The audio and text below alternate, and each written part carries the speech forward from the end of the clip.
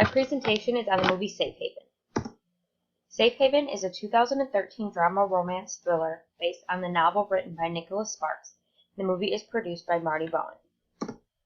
The lead roles are Katie, who is a severely abused wife, Alex, a widow and father of 2 children, who happens to work in his uncle's store in Southport, North Carolina.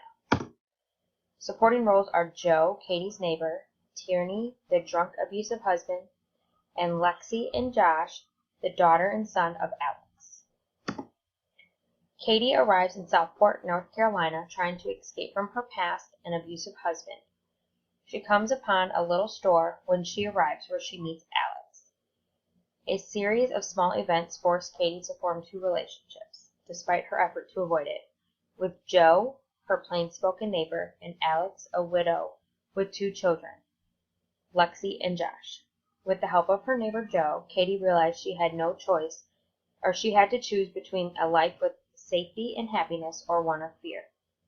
Katie's ex-husband, who she was running from, arrived in Southport just in time for the 4th of July party. He arrived at the little store to look for Katie. At that point, he went to the party, saw Katie with Alex, went back to the store, and poured gasoline all over Alex's store.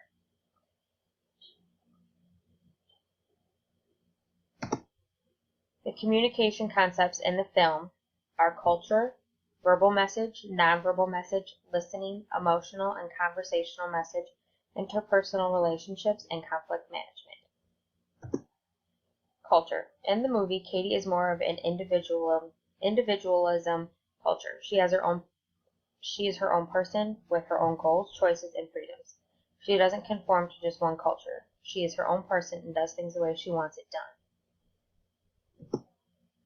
Verbal message. Communication between Katie and Josh starts off formal. They express emotions and thoughts that are serious to each other. Alex told Katie, "I'm in love with you, and if you stay, I promise there's no safe place in the world than right here with me." Nonverbal. Katie and Josh have an abundance of nonverbal communication. They had a few moments of some negative nonverbal communication, but mostly they had positive nonverbal. Their body language, their facial expressions, and their posture and their eye gaze are some of the nonverbal communications in this movie. Listening. When Katie finally tells Alex about her husband and what she has been through, Alex just sat and listened to her. He didn't say much to her. He paid close attention to what she was saying. Didn't ever interrupt her. Emotional and conversational messages. In this scene, Katie confronted Alex about the bike he had left her the night before. She was upset. She started off kindly but firmly, asking him if he left her the bike. He replied with yes. She told him that she didn't want the bike. Alex didn't understand. He was confused. Katie was emotional. She was firm, strong, but didn't back down, and she refused to accept the bike. Elements of interpersonal communication.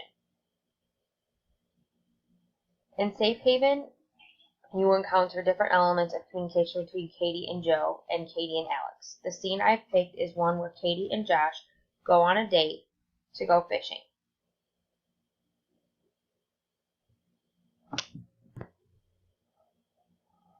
I apologize. Katie and Alex go on a date to go fishing.